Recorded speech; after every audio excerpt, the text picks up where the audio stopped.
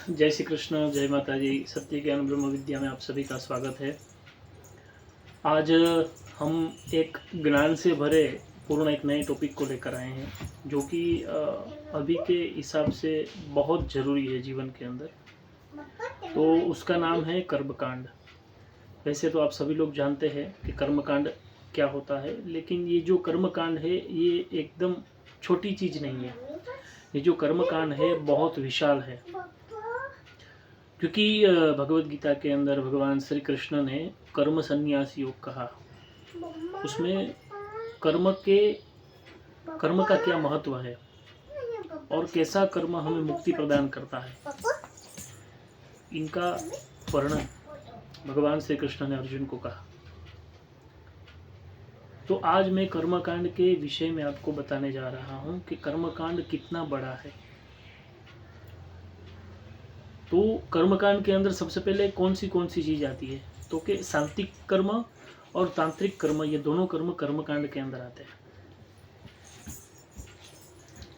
जिसको तंत्र में अभिचार कर्म भी कहा जाता है। षट कर्म जो शांति कर्म है उसमें सभी प्रकार की शांति का कर्म आता है, जैसे नक्षत्रों की शांति, ग्रहों की शांति, और चंडी पाठ हम जब करते हैं घर की शांति के लिए। घर के अंदर कोई भी भूत प्रेत के उपद्रव होते हैं तो उनके लिए जो चंडी पाठ करवाते हैं। भगवती की जो पूजा होती है, 16 संस्कार हमारे शास्त्रों में बताया है, और मृत्यु के बाद के जो भी संस्कार है, अंत्येष्टि कर्म, वो भी बताए हैं।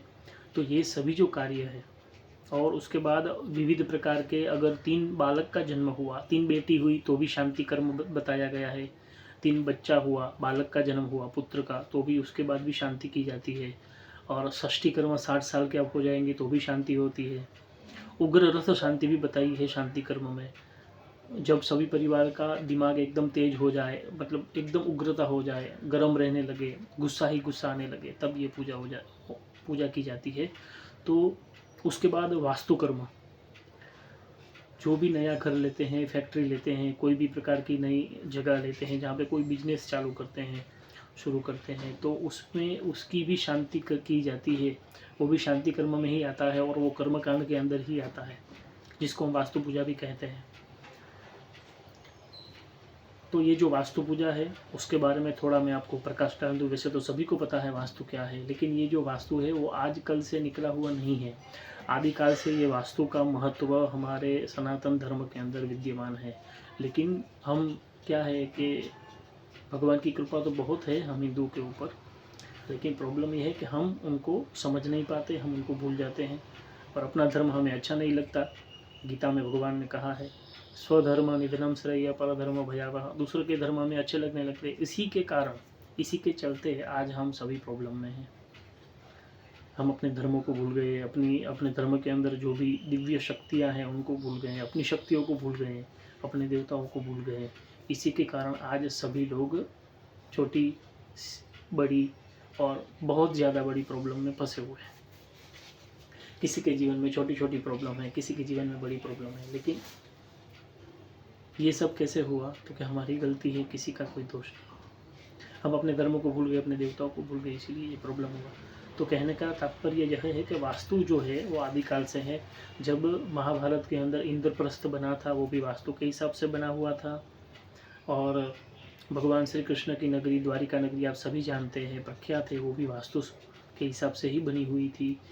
रावण की जो लंका थी वो भी वास्तु के हिसाब से बनाई गई हुई थी। तो ये जो, और जितने भी हमारे भगवान हैं सभी के एक एक लोक है। गणेश लोक है, कार्तिक भगवान का एक लोक है, शिव जी तो कैलाश में रहते हैं, वैकुंठ है, और ब्रह्म लोक है, और यक्ष गंधर्व किन्नर, इन सभी के अलग अलग लोक है, नाग लोक है। ये सभी लोक है वो वास्तु के हिसाब से बने हुए हैं, ताकि वहाँ पे शांति रहे और सब एकजुट कर मिलकर रह सके और धर्म का आचरण कर सके।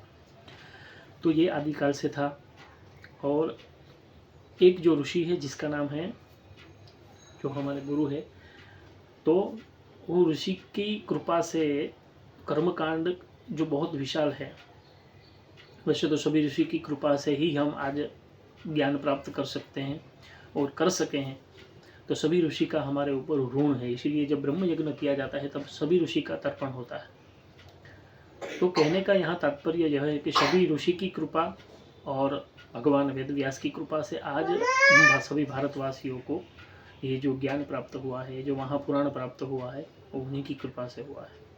तो जिस व्यक्ति के अंदर जो भी ज्ञान है वो उनके पूर्व जन्म के पुण्य के हिसाब से उनको प्राप्त होते हैं, और वो ज्ञान जो है वो सभी ज्ञान भगवान वेद व्यास के अंदर है, और वेद व्यास जी ने ही सभी पुराणों में लिखा है, और वही ज्ञान कोई भी व्यक्ति पढ़कर गुरु कृपा से जो भी व्यक्ति होता है सभी वेद व्यास जी का है। जैसे हम भागवत करते हैं, देवी भागवत की जब कथा होती है तो जो व्यास होता है वो व्यासपीठ बोला जाता है। व्यासपीठ मतलब वेद व्यास का जो स्थान है वो पीठ है, जहाँ से आप पुराण कथा कर सकते हैं, वो व्यासपीठ है, इसलिए उनको व्यासपीठ बोला जाता है। तो व्यास जी की कृपा से ही उनका ही ज्ञान है, सभी पुराणों की रचना भगवान वेद व्यास ने की। तो ये वास्तु जो है बहुत बड़ा ग्रंथ है, और उसमें भी बहुत बड़ी विद्याएं हैं, लेकिन उसके बारे में भी मैं डिटेल में फिर आपको बताऊंगा दूसरे वीडियो में, वरना ये वीडियो भी लंबा हो जाएगा। तो कहने का तात्पर्य यह है, कर्मकांड बहुत बड़ा ग्रंथ है। कर्मकांड के अंदर 80,000 मंत्र सिर्फ कर्मकांड के अंदर यूज़ होता है, बाकी के जो मंत्र है वो तंत्रों में उपयोग किया जाता है, लेकिन ये सभी मिलकर एक कर्मकांड होता है। तो कर्मकांड बहुत बड़ा टॉपिक है, बहुत बड़ा कर्मकांड का ग्रंथ भी है। सभी ग्रंथों को मिलाकर आप जोड़ेंगे तो कर्मकांड बहुत बड़ा हो जाएगा। तो ये सभी कर्मकांड है। सोने के लिए भी हम कर्मकांड का ही उपयोग करते हैं, और तंत्र का। तो कहने का सभी चीज़ तंत्रिक भी है, अगर तंत्र की दृष्टि से आप देखेंगे तो सब तंत्र है, तंत्र के बिना कुछ है भी नहीं। तो आज मैं आपको कर्मकांड के विषय में बताना जा रहा हूँ। कर्मकांड है बहुत बड़ा टॉपिक है, और ये कर्म से ही हम कर्म से मुक्त हो सकते हैं। कैसे? भगवान श्री कृष्ण ने कहा कि कोई भी इंसान है अपने पूर्व जन्म के कर्म के हिसाब से जन्म लेता है, उसी हिसाब से उनको सुख दुख सभी मिलते हैं। तो अगर हमारी कुंडली के अंदर जो ज्योतिष है वो भी कर्मकांड में आता है, तो हमारी कुंडली के अंदर जैसे भी ग्रह रहेंगे कर्म के हिसाब से रहते हैं, और वो दोष जो होते हैं जैसे अंगारक योग हो गया, चांडाल योग हो गया, कोई ग्रह नीच के हो गए, कोई ग्रह खराब स्थिति में बैठे हुए, सप्तम स्थान दूषित हो गया, धन स्थान दूषित हो गया, भाग्य स्थान दूषित हो गया, सभी दूषित जो स्थान है उनको उनका अच्छा फल प्राप्त करने के लिए कर्मकांड बताया गया है कि उन ग्रह की आप पूजा करें, उनको जप अनुष्ठान करें, उनको नैवेद्य अर्पण करें, और उनसे प्रार्थना करें कि आप हम पर कृपा कीजिए। तो कर्म से ही कर्म को काटा जाता है, और किसी उपाय से कर्म को नहीं काटा जाता। और भगवान ने यह भी कहा है कि आप कोई भी कर्म करेंगे तो उनका फल तो अवश्य ही आपको मिलेगा, अवश्यमेव भोक्तव्यम कृतम कर्म शुभाशुभम। लेकिन अगर अच्छे कर्म करेंगे तो आपके जो पाप है वो नष्ट हो जाए। तो कर्म ही एक ऐसा मार्ग है, कर्म यानी कि कर्मकांड ऐसा मार्ग है जिस मार्ग के चलते ही आप सभी दुष्कर्म से मुक्त हो सकते हैं। तो कई लोग के मन में ऐसा भी सवाल आता होगा कि कर्म तो हमने किया है वो तो भुगतना ही पड़ेगा, लेकिन तो देवता ऐसे हैं, वैसे तो 3 देवता हैं जिनकी आप पूजा करेंगे तो सबसे पहले वो आपके पाप को नष्ट करने लगेंगे। आपको कोई फल नहीं मिलेगा उस पूजा से, लेकिन आपके जो भी पाप रहेंगे पूर्व जन्म के, नहीं अनंत कोटि जन्म हो गया होगा आपका। जब से ये ब्रह्मांड की रचना की माँ भगवती ने, तभी से लेकर आज तक ये 28वां कलयुग है, तब तक आपके कितने जन्म हो गए होंगे, कितने जन्म में आपने कितने बुरे कर्म किए होंगे। तो वो सभी कर्मों को जलाकर भस्म कर देते हैं। वो देव 3 हैं, उसके फिर कभी अगले वीडियो में चर्चा करेंगे, उनकी भगवान की कृपा रहेगी तो अवश्य करेंगे। लेकिन कहने का कि बहुत जो गुप्त चीज़ होती है वो नहीं बता सकता इस तरह से। लेकिन आप तो समझ गए होंगे, आप भी जानते होंगे कर्मकांड के विषय में, थोड़ा आप भी भगवान की भक्ति को जानते होंगे तो आप समझ सकते हैं इस बात को। तो ये बहुत बड़ा टॉपिक है, बहुत बड़ा विषय है, जिसके अंदर अगर हम जाएंगे अच्छी तरह से, कोई अच्छा गुरु मिल गया, कोई अच्छा व्यक्ति मिल गया, अच्छे पंडित जी मिल गए, तो आपका जीवन धन्य हो सकता है। तो कर्म के कारण ही हम कर्म को नष्ट कर सकते हैं। पाप को नष्ट करने के लिए पुण्य कर्म करना पड़ता है, लेकिन वो पुण्य कर्म भी ज्ञान से युक्त होना चाहिए, उनका मार्ग भी सही होना चाहिए, तभी पुण्य मिलता है, वरना पाप मिल जाता है।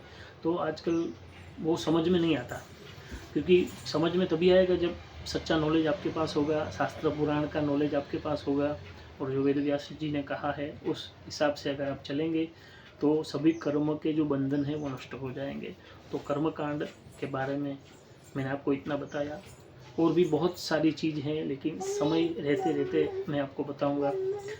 तो आज से हम कर्मकांड की शुरुआत की है, तो आगे भी ऐसे ही वीडियो आपको देखने को मिलेंगे, और वास्तु की भी चर्चा हम करेंगे डिटेल में, कौन से घर में रहना चाहिए, किस तरह से उनकी एनर्जी होती है, वो सभी बहुत डिटेल ग्रंथ है।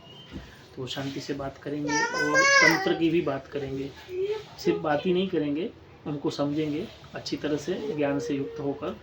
तो ये वीडियो मैं यहीं पे विराम करता हूँ, आगे फिर मिलेंगे। जय श्री कृष्ण, जय माता जी।